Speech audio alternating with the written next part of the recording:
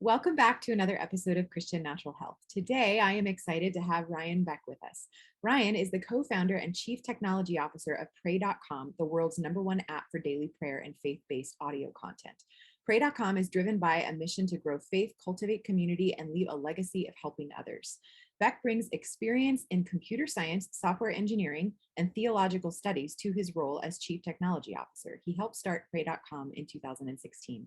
Welcome, Ryan. Thank you so much for joining us. Thank you so much for having me, Dr. Lauren. I appreciate it, and I'm looking forward to the conversation. Yeah, me too. So you have an amazing testimony of how you found the Lord. I hope that you could start with that. Yeah, I'd love to. Thank you for giving me the opportunity. My life, I wasn't raised Christian. I was raised by a single mom. I started off in Norwalk, California, which is just there in Los Angeles. And my mom moved us out into the suburbs, Thousand Oaks, nice area, rated #1, #2, safest place in the US, many years ago. And she wanted to give me a better opportunity than she had. She had a relatively rough upbringing in a relatively rough neighborhood. And so she wanted to give me a better opportunity. So when I was young, we got a chance to move out there. And, she raised me to have, to be kind and nice, good work ethic. And we lived in in a relatively low income area. Okay. In that, and so she did what she could to provide. Usually we're just renting rooms and stuff like that from other people because that's all she could afford as a single mom. And during that time, about going from junior high to high school, I started having a lot more free time. I didn't go to after school programs. My mom, she couldn't afford them anymore. And there wasn't anything really that was provided by the city that I could go to anymore because of my age. And so that was similar for all the kids in our area. And most of us were products of broken families. And most of us had single moms that worked all the time to support us. And so we're just a bunch of kids running around, trying to figure out how to be men in the world without that guidance. And we made a lot of dumb decisions. And most of us ended up in gangs and drugs, unfortunately. And so in high school, we got involved in gangs and drugs.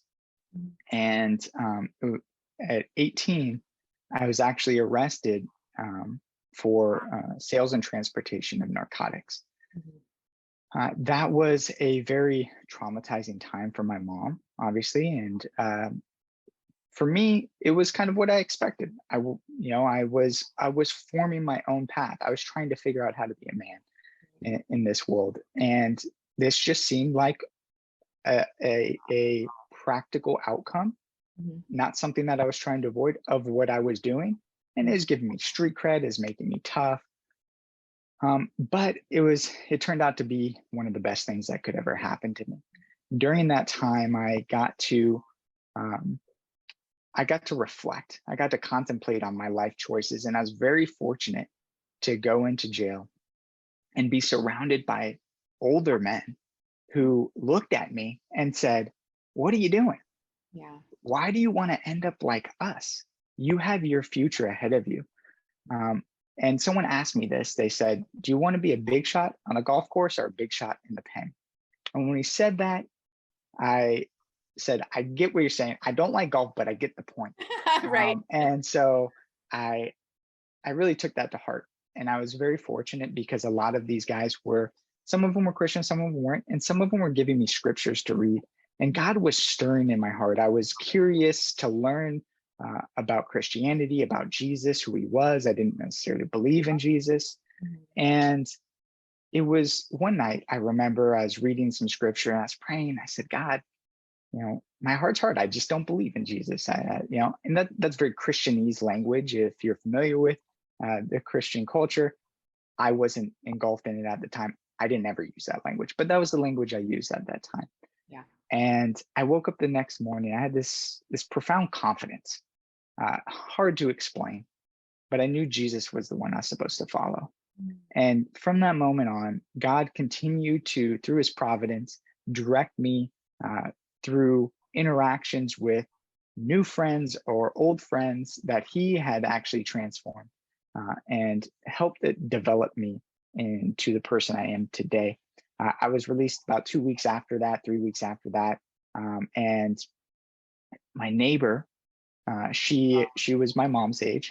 She saw all this going on. The cops raided my house. It was a big deal. It was, they tore it upside down. Is traumatic for my mom. And she saw all that happen. She saw all the hoodlums coming in and out of my house. But she had a stirring on her heart, and she asked me, "You want to go to church?" And I said, "You know what? I've been looking for a church." And when you're released from jail, it's very common that you go back, right? Because you go back to what you know. You go back to the friends that you have. And it's not like you're better than your friends, or anything. You're all in the same mess together. You're all trying to figure out life together. And it was because she asked me to do that. She gave me an outlet outside of what I had known to be normal.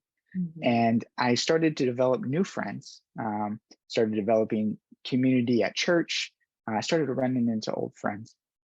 And so I had the amazing opportunity, after serving at the church just through volunteer activities, to go to Bible college. That church's Pastor Rob McCoy, actually sponsored me to go to Bible college. So I went there 2 years, and the deal was I would work 2 years in the ministry. So I did that. I trained to be a minister. I really loved it. It helped me lay a foundation of virtues and ethics that I didn't lay as an adolescent. And so I got to lay this great framework. I served in the ministry, loved it. I realized being a pastor is not for me. I'm not necessarily called to be a pastor. And as much as I love the church, I had the opportunity to actually go and finish a degree in computer science and philosophy. Love philosophy. One day I'll get to, hopefully retire and just philosophize. But in the meantime, I'm putting the computer science degree to work. I've had the amazing opportunity to connect that skill set with my passions and my purpose with faith. And I did that with Mission India at the beginning, out of college. And then I got to reconnect with my friend and now business partner, Steve Gattina, who's the CEO of Pray.com, back in 2016. He was all American. I won America's Most Wanted. So we got to reconnect. We went to we went to junior high and high school together. So we got to reconnect. He told me about Pray.com and how he just was thinking about starting this company. And I said, I'm in. Let me know how I can help. And that was 2016, and now it's 2022. The rest is kind of history.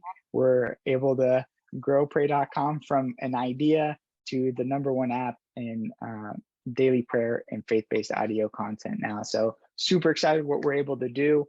I'm very privileged and honored to be here, and also to just be able to tell the story of how God has transformed my life, and also how he's helped me rethink about life and how to establish inner peace and mental wellness in my own life and practice, and how we can actually do that at Pray.com.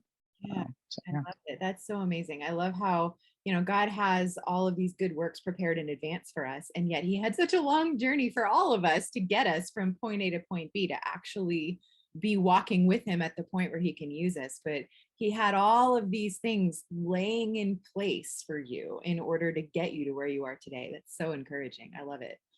So tell us a little bit about your vision for Pray.com, where are you at now, and how it's going to help. Specifically, you're mentioning a lot of the mental health aspect of how that helps believers to kind of have that resource. What's the vision for it? Yeah, so at Pray.com, we're building the digital destination for faith. We believe in helping people grow their faith and cultivate community. And the way we do that is through a lot of scriptural passages. And we do that through audio content, video content, and reading material.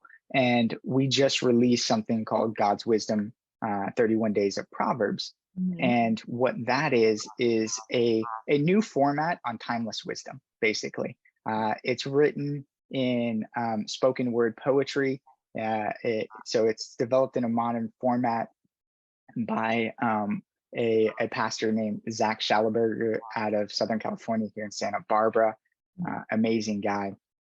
And what he's done there is taken these timeless wisdoms, written them in spoken word poetry to help us contemplate, to meditate, and to connect with that spiritualness inside of us, but also to utilize that wisdom of Proverbs to form that relationship with God.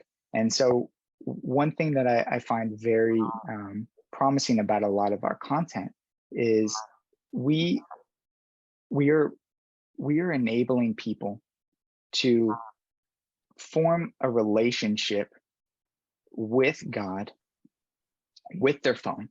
And so people can be on the go. They can open it up, read the Bible, but listen to stuff, meditate on the Word of God, and form that relationship. And as we exit, hopefully, the physical pandemic, we're still in the midst of a mental health pandemic, right? That is plaguing us. There's a statistics that came out that in January of 2019 to June 2019, 11% of us experienced in the US some sort of anxiety or depression. It jumped to 41%, according to the study, in 2021. We've seen a drastic increase. And this is what I love about Proverbs, because Proverbs tells us in Proverbs 3, it tells us about how the wisdom of God brings peace, inner peace amongst turmoil, whether it's external turmoil or internal turmoil. And so Proverbs helps us to navigate life's challenges and helps us maintain mental wellness. I love the mental wellness. Maybe we can get into it in a little bit. There's a book by Dr. Lisa Miller out of Columbia University called The Awakened Brain. I think it's a phenomenal book, and she goes into spirituality and the impact on mental wellness. But yeah, that's kind of how I see our content helping us with mental health.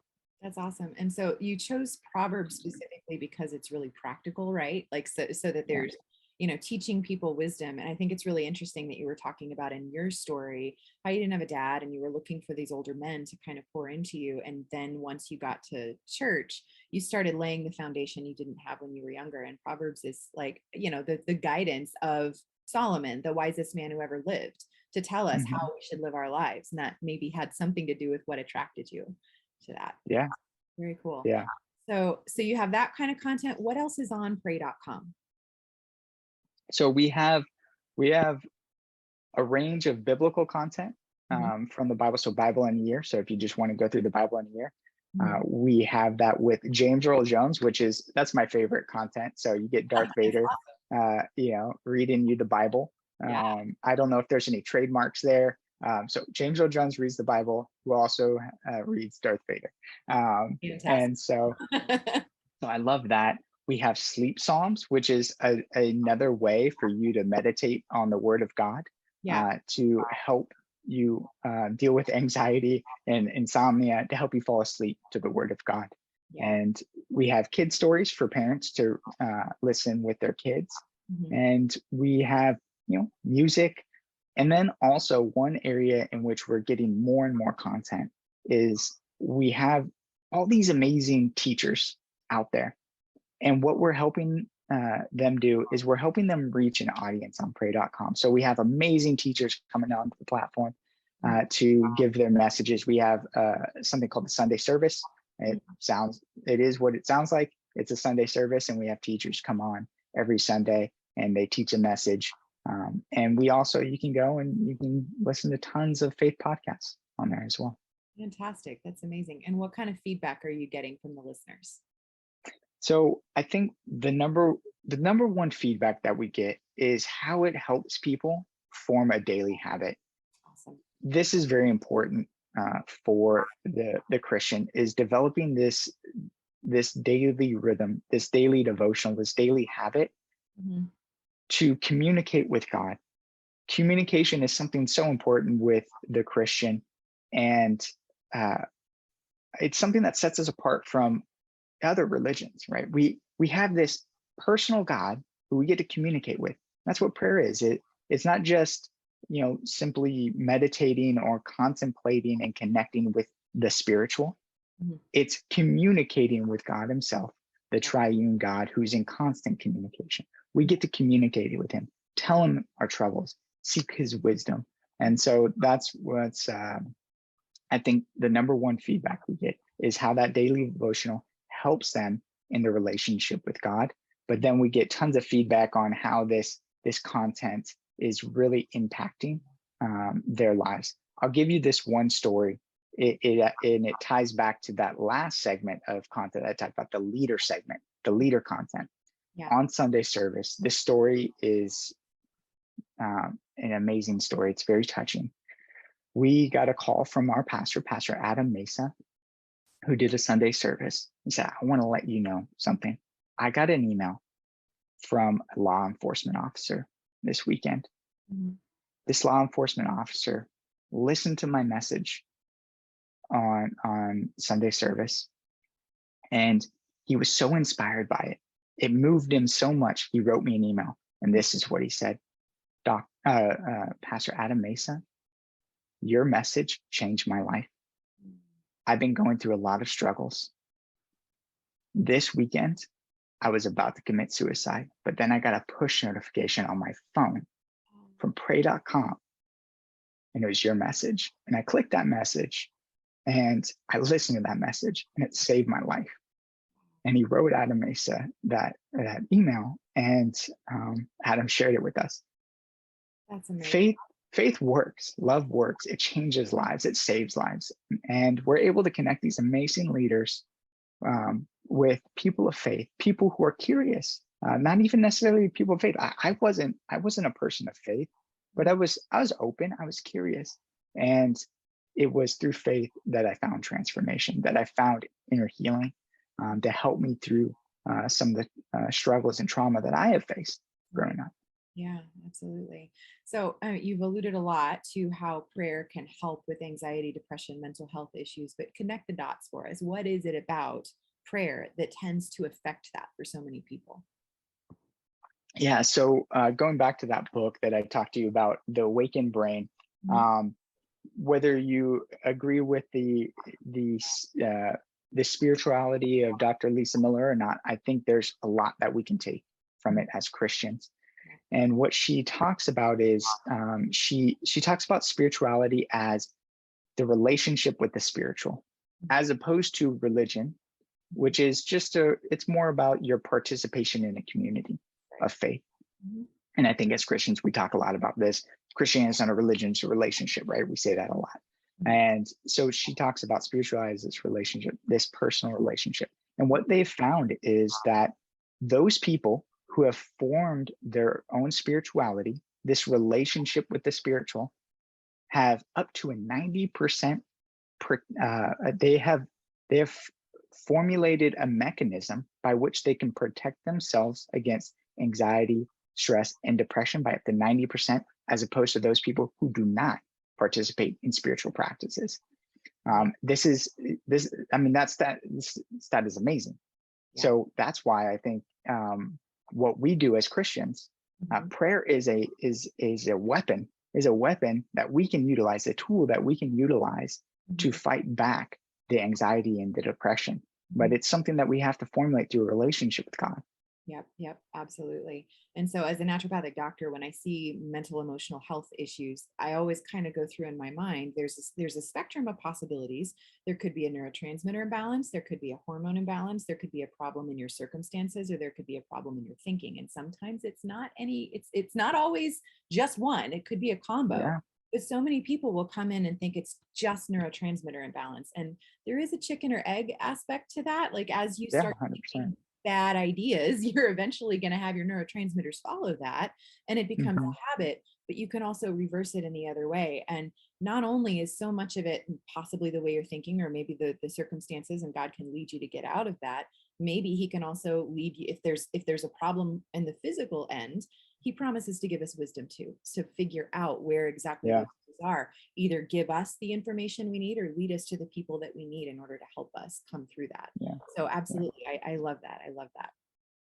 What have I not asked you that you want to make sure that you leave with our audience? I think that you've asked a lot of great questions, and I would say that You could say there's It, 7. It's all right. yeah, I will say, you know what, that I think you've asked a lot of great questions around this topic. Mhm. Actually, you know what? Here's one question. Okay. What does the future hold for Pray.com and mental health? All right. Well, there's some actually cool things that we're doing. I'm not going to announce the name, Okay. but we're in talks with, and we're getting close to a deal with someone that I think will be really fun for the audience and really helpful for the audience to engage with on mental health. And so it's a celebrity person. A lot of people, everyone will know who this person is. So stay tuned. And Gotcha. then we're also working with some universities. Uh-huh.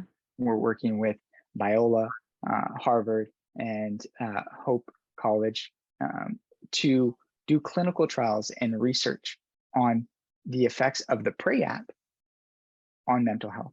And so we're super excited about this, what we're going to find there, and how we can actually utilize the Pray app to help people clinically.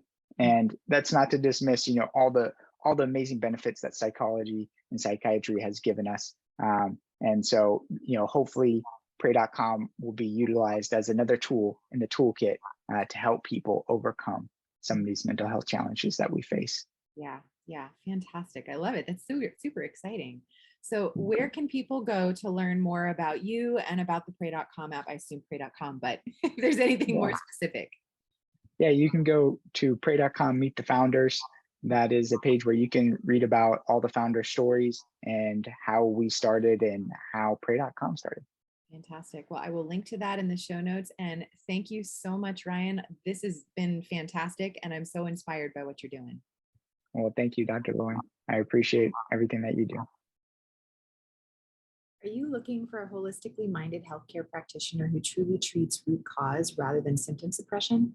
Unfortunately, even in the alternative healing professions, this isn't a given.